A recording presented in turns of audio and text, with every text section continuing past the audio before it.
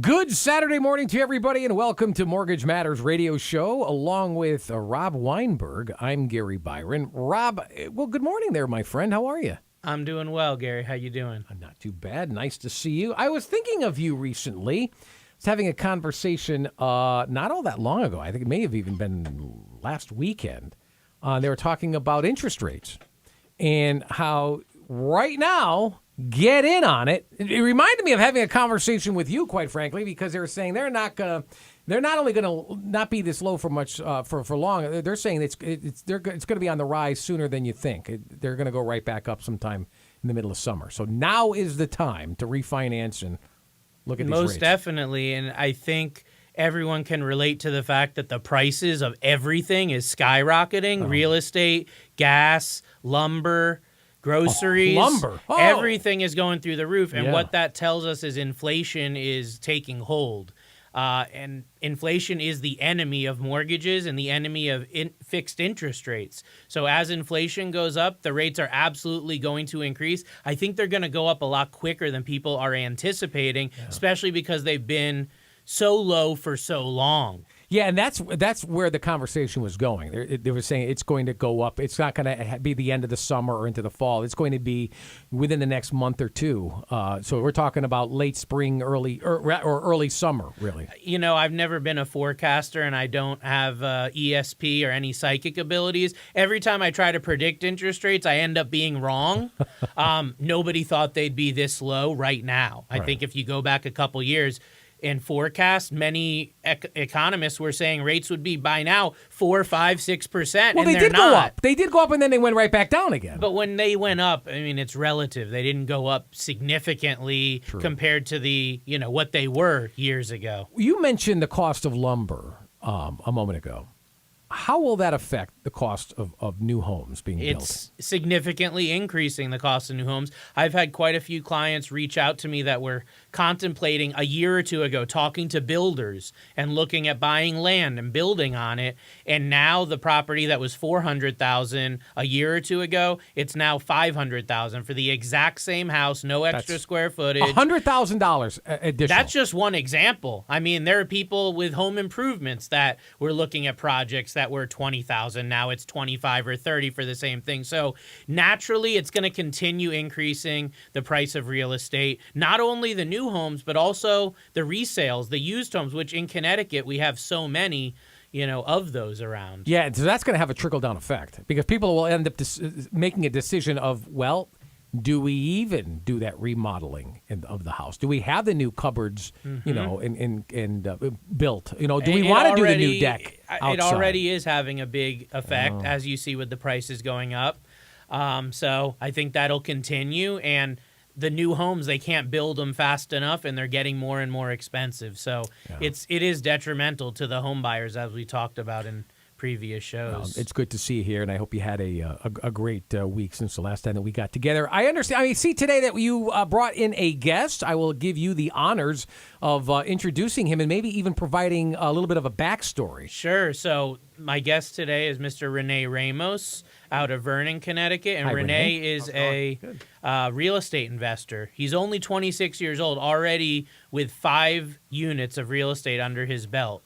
So for up-and-comers or young entrepreneurs that want to get in the real estate game, I thought he'd be great to have on as an inspiration, as a motivation, and just as an idea of what could be accomplished with a little bit of perseverance and, just personal confidence that you can move forward with this type of thing. Rob, you said 2 words that ring so true in explaining Rene's backstory. You said the word inspiration.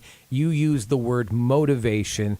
Those are the exact words that I also would use, and I can't wait for everybody to get to know him. First of all, Rene Ramos, good morning. Welcome to the show. Glad to have you here. We need somebody like you on these airwaves because we need that inspiration, especially in knowing that it's really not as difficult as meets the eye, as we have discussed, Rob, many times over and over on the show. I've got to begin, though, Rene, by asking you probably the most obvious question. What made you want to get into real estate investing? Especially at 26. Or you're 26 now, or whatever it was that you took your first step? So I would say it's got to be a combination of two things. Going back into high school, I've always had an interest in being an entrepreneur, being my own boss. And I would say that definitely took part. But to me, the bigger factor would be the fact that I could create financial freedom for myself and my family through real estate investing. That's my drive. You see, listen, a lot of people would like to be an entrepreneur. That doesn't necessarily mean that they take that first step in that direction. You, however, you took that chance. What specifically, though, I understand you wanted to be an entrepreneur and for financial freedom. I totally get that. I owned a business myself, started when I was 18, and I sold it 2 years ago. Oh. But what made you hone in on real estate more specifically? Real estate, you know, I would have to say it'll probably be the fact that I can house hack. Basically, what does that mean? House hack. So basically, my first purchase was a fourplex. So basically, I got this fourplex on a FHA loan, and basically, I would live in one unit, and the other units would basically pay for my mortgage. So practically living for free. Well, in that situation, I was actually making money as well and living for free. So it wasn't just covering your monthly nut. No, I was actually putting money in your pocket at the same time. Yeah. That So how did you find this first piece of real estate then? So this first piece, at the time, was back in 2017. At that time, it was as simple as having a realtor and looking on the MLS. But today, that's kind of a whole different story now. I don't think it's that easy to find a multi-unit on the MLS. I mean, single family, yeah, but multi-unit, it's a lot harder. You got to dig a lot deeper today. Do they have MLS for commercial property, for investment properties, or are they predominantly single or duplexes or I didn't know there were fourplexes on MLS. Is that true? I think they can go all the way up to many multi-units. I don't know about commercial. I think that there's maybe a separate listing service for commercial, like office so this doesn't buildings. fall into commercial. This is not. But an apartment complex would. So an FHA loan, or really even a conventional loan, is considered residential, and you can buy up to 4 units. So the minute that you go to 5 units or more, okay, with very few exceptions, it's considered a residential property. The minute you go above that 4 unit, then it's commercial. Then you're not getting FHA loans. You're not getting conventional mortgages. It's a completely different ballgame. But what we focus on here is these residential loans. And FHA is so common for the multifamily. Sure. Rene, I didn't mean to interrupt you. No, because I can't wait. I want to hear more about this. I understand the impetus behind this for you. But what was the process like for you? Remember, this is your first property. I only know, and just from our discussions here, that the first one, I'm not going to say is difficult. I don't want to mislead anybody. I don't want to scare anybody away from it. But I think it'd be fair to say it is more challenging on your first one than it is on your subsequent ones. It's pretty much all gravy and easy going after that. So tell me this. Take me through the process of your first one. What would the steps entail? So I would say the first deal, I think, was more of a my nerves. It was very hard to get the first deal going. I think I was more nervous than anything. But also, it was a big deal for me because I lived with my aunt and uncle up till 22. So I'm not only moving out for the first time, I'm buying my first investment at the same time, dealing with tenants for the first time. So it was a lot at once. Were there already tenants pre-existing, or did you have to go out and recruit tenants and find them yourself? It was fully rented except the unit I chose to live in. So I had to deal with the whole package. Did it scare you, though, knowing that if somebody, there's a lot of tenant rights. Did it scare you knowing that if somebody defaulted or had a pattern of defaulting, that you'd be left on the hook? And it's hard to evict somebody on a more residential property than it is a commercial property, I've been told. Yeah, that played a big factor. But I wasn't going to let it slow me down. I knew this is what I wanted to do. I wanted to get into real estate investing. And in other words, I deal with it as it comes. Everything has problems, right? So sure. Just got to learn how to deal with it. But that's basically how I looked at it. And you're a young man. Were there anybody trying to manipulate you, or he's a young kid, what does he know?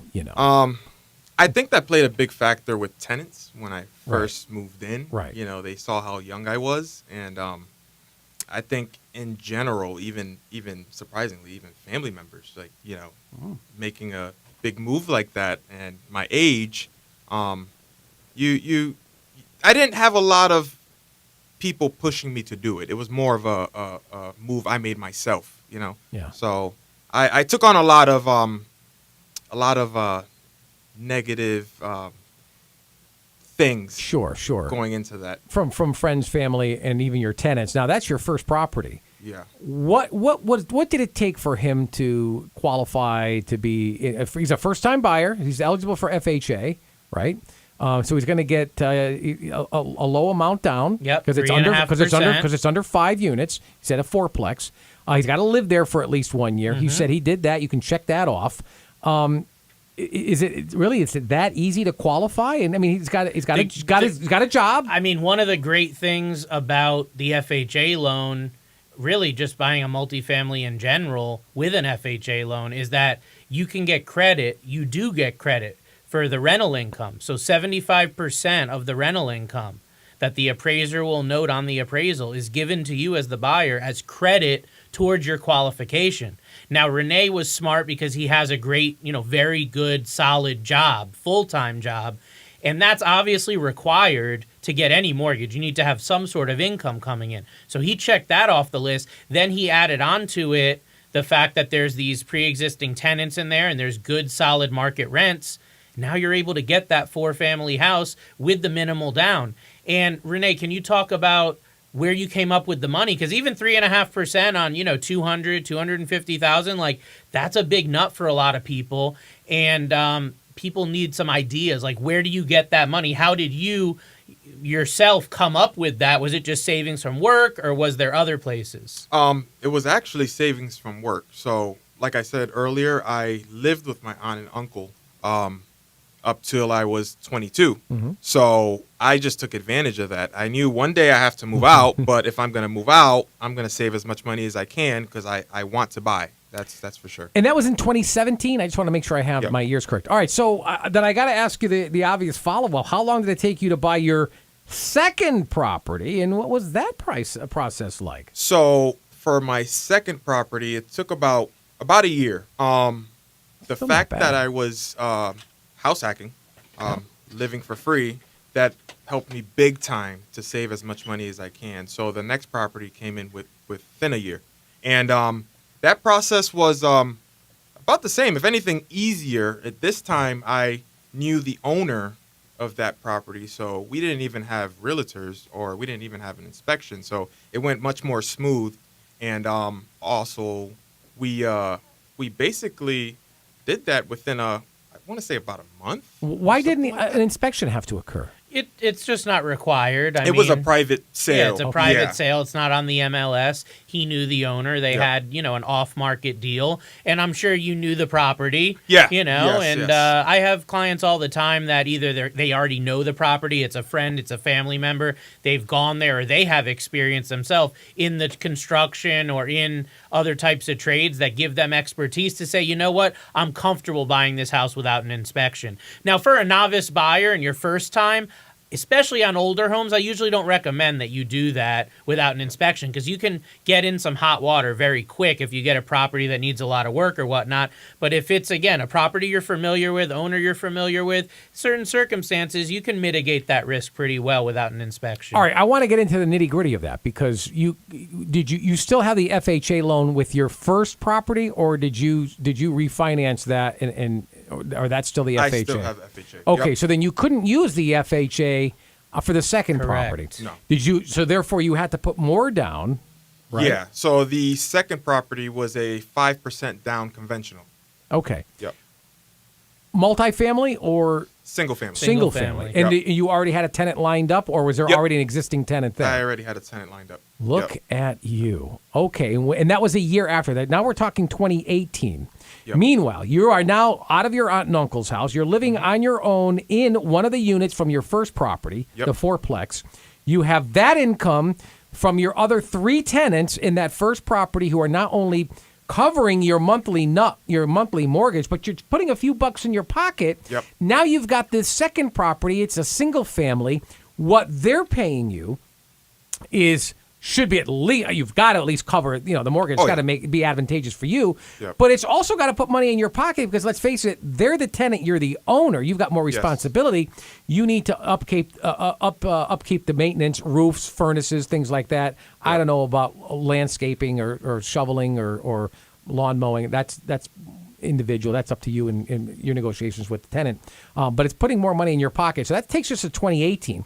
Here we are, midway through 2022. You've been dormant now. 2021. Oh, no, I'm sorry. I'm 20. Oh, we're halfway through 2021. What am I doing? I'm fast forwarding time here. We're halfway through 2021. You're right. And you've been dormant for the last few years. And I know you've got to have other properties on your horizon. Take us to your vision. So, 2021. Wow. So, we all know what happened with COVID in the past year and what it did to the market, right? So, basically, I've been basically since 2018. I've had this whole time that I just kept educating myself, YouTube, podcasts, anything in regards to real estate investing. I just kept trying to do some homework. And I knew I want to keep investing, and I'm just trying to figure out where's the next property going to come, and basically with the low demands and the low interest rates and all this stuff playing a factor, these properties, their appreciation went up tremendously. Mm-hmm. So I knew I had an opportunity there to do a cash out refinance, but I didn't know the details. And the funny thing is, that's exactly how I met Rob, simply searching on YouTube, cash out refi, just trying to educate myself. And I saw a video he put out there, and I knew once I saw that video and he said he was from Connecticut, I got to contact this guy because he speaks my language. So you realized that you needed a mortgage advisor to consult with and take things to the next level. Yep. All right, so let's bring you back in, Rob. How were you able to help Rene with some of his questions and dilemmas? Yeah, his story is, like I said earlier, very inspirational. So let me take you back. So he found me on YouTube. He reached out to me. He sent me an email around the holidays in December of 2020 and said, hey, I've got properties I'm looking to potentially refinance. What can we do here? So he had completed a questionnaire for me with all the financials of what I needed. And I ran his credit, and it came back, unfortunately, too low. We couldn't do it. Mm-hmm. His credit wasn't in the point that it needed to be. So looking at thousands of credit reports and then constantly looking at new ones all the time, I have good knowledge and education on what needs to be done to get a credit score from point A to point B. He wasn't too far off. He was maybe 20 points, 25 points away from the minimum that it would have needed to be to get the first refinance done. So I gave him some specific instructions. We got on the phone. We talked about the plan of action. Sent him an email with some specifics on what he needed to do. I think it was like pay down this credit card or that credit card, that sort of thing, just to optimize it. And then let's reconnect here in like 45 to 60 days. So then that put us in like late January or February of 2021 here. And we went ahead and updated his credit. He said, yep, everything's done. Everything's ready to go.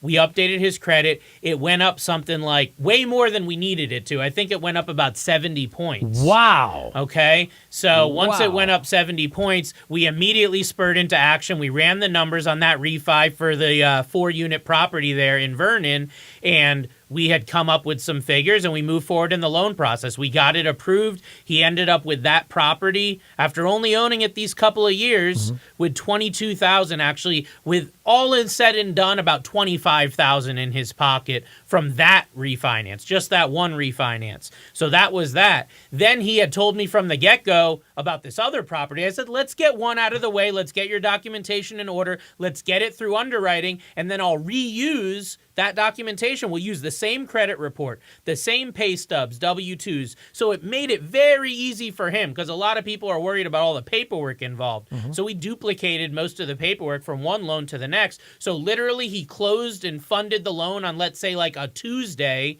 Wednesday, we opened up the next loan application for him, moved everything over. We did that. Folks, you are listening to a Mortgage Matters radio show with Rob Weinberg. He can be reached at 860-413-3938. You got to check out his website, www.robgw.com. I'm Gary Byron. Our guest this morning is, I was going to say entrepreneur. You're more than an entrepreneur. You are a real estate mogul. Rene Ramos, what advice, Rene? What advice would you give to some up-and-coming or new investors? The advice I would give new investors is really just get started. Find that first property. You know, I think that's the hardest part is starting. I think so. You're right. And once you get started, it'll just start coming along. You know, I became obsessed with the whole house hacking, you know, and I think that's the hardest thing. And the other thing I would say is be prepared because I'm not going to sugarcoat. You're going to have problems, right? You're going to have issues, and you got to get really good at problem solving. And don't let that discourage you, you know. What I do is anytime that I have issues and I just remind myself of my goal. Why did I get into real estate, you know? And that'll kind of just keep driving me. But you're going to deal with issues, get good at solving them, and just get started, really. Yeah, I mean, I like I was telling you earlier, I think that once you can get that first one out of the way, I know there's going to be hoops that you've got to jump through, and you know, you're being scrutinized, you're being raked over, I would imagine. But once, and really, you articulated this just a moment ago very, very eloquently. Once you get that first one out of the way, the second, the third, the fourth, all the subsequent ones should get easier and easier. Then I guess my logical final question for you when it comes to this is, what are your future plans for your real estate portfolio? It's been a few years now. I know COVID played a factor. Yeah. Many people lost their jobs. Some people having a hard time making ends meet, paying rent. You know, it's hard to do that when you're not working and you've got little income, if any income coming in. But we seem to be inching our way back to somewhat normalcy. Yes. Do you have a vision? Do you have other aspirations when it comes to residential real estate as an investment? Well, to be honest, my next goal is to basically get bigger, right? I want to jump into commercial now. You know? Okay. Yeah. So like I said, it's just that first property to get the nerves, you know, calm, get the experience. Now I'm ready to jump into a 6-unit, 8-unit. So I'm ready to go bigger. Oh, so when you say commercial property, you're still talking about having residential, yes, right? Yes. I mean, where people are living, apartments. Building, small apartment. You're not talking about strip malls or no. Where businesses just more units, more units. So let me bring Rob Weinberg back into the fold here. How does that differ? I know earlier in this show you mentioned up to 5 units, I believe. 4-unit is really the most on a residential loan. So how it differs is I don't specialize in commercial lending. I mean, I don't. So it's a whole different ballgame, different interest rates, different loan programs, much larger down payments required. Usually you're going to have to be dealing with a credit union or local bank that does those sort of loans when you get into commercial. There are some mortgage brokers that do that as well. But again, whole different animal, whole different ball game. Now, if someone's looking to buy, I know me and Rene talked before the show about potentially him buying his next actual house to live in, right, with you and your girlfriend. Yes. So, you know, that'll bring me back in the fold with that, obviously, and getting that next residential property. But the minute you go above that 4-unit threshold, that's where it becomes the commercial. And you can't help them with that. And I personally don't deal with financing for that myself. So it's going to be just a different process, and it's going to be just like the first residential 4-unit that you bought. You have to get those nerves shooken out, find some experts to work with on the real estate and all the different pieces of the puzzle, putting them together. But once you get that property, then it's just going to be building that portfolio from there. Yes. You know, to the average person who's listening to this, who's listening to your very inspirational story, for me, I think that's enough to motivate me to take that first step. And I understand you said it was nervous. You never done. People are fearful of things they've never done before. We all are, whatever that happens to be. But what advice would you give to somebody who's listening to this right now and says, "Geez, I'm teetering. My heart is in yes. My mind is saying easy. Hold your horses." I have really good, simple advice, which is get your finances in order, meaning reach out to somebody in the mortgage industry, because you're going to have to get a mortgage. Unless you have a lot of money saved up and don't need a loan, almost everyone starts out with a mortgage. So get with a mortgage advisor, even just to discuss, to say, hey, here's what I've got. Here's what I'm looking to do. Where am I at in the process? How much more money do I need? What do I need to do with my credit? Just because you call a mortgage advisor doesn't mean you're buying a house next week. I usually recommend you're talking to them 6 to 12 months ahead of time. So even if this isn't something that's on your radar for 6 months, a year, couple years, get that credit reviewed, get your finances reviewed, get your game plan, get your strategy. You might be ready now when you thought you weren't, or you might think you're ready, and then you're going to get that rude awakening of, wait a second, you have to work on your credit. You have to do this or that. Case in point with Rene, because you ran his credit, it wasn't quite up to par. You gave him instructions, and voila, look at that. I mean, he was overqualified. Very quickly. It didn't take long. What a story this really is. Folks, listen, you're listening to this show for a reason, and it's wonderful when you are able to eventually move into the home of your dreams, when you're able to refinance that loan and put more money in your pocket. But it's something else when you are able to turn that money into even more money, to greater amounts of money. I would highly recommend you check out Rob Weinberg's website. It's www.robgw.com. In fact, it may not only answer some questions that you have or have had, it'll probably spark other questions that you hadn't even thought of yet, and all the more reason to give Rob a phone call. Area code 860-413-3938. I'm going to repeat that again for you. 860-413-3938. My appreciation, of course, to Rene Ramos with that very inspirational story. For Rob Weinberg, I'm Gary Byron. Thank you so much for listening to Mortgage Matters Radio Show. Until next Saturday morning, have a good one, everybody. So long.